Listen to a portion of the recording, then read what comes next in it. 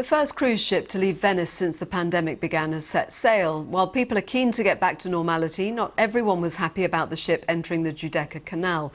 Rachel Stanton reports. No big ships.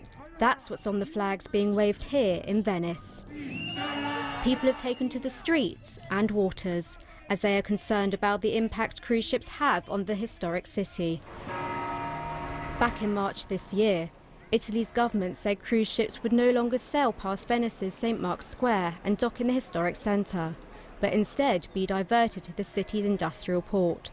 However, the infrastructure is not yet in place for this to happen. This is the MSC Orchestra, set to cruise around the Mediterranean with about 650 passengers.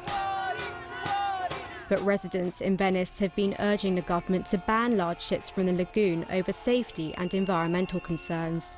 The reason we are here is because we are citizens of Venice and we are against this passage, but we are also against a type of like a tourism model that is destroying the city and is pushing out residents and people that want to live here. A rival protest also took place in support of the resumption of the tourist season, as many have suffered financially as well as losing their livelihoods. In the last 2 decades, the picturesque city has become one of the world's most important cruise destinations, and people are keen for things to get back on track. Venice is a home port. This is where many itineraries begin or end. And this means that two things. First, that the economic impact in Venice is huge. Okay. The other thing is that, well, basically, there is a risk that if Venice is taken off the itineraries, all the Adriatic will suffer the consequences of this. So, yeah, it would be a huge impact.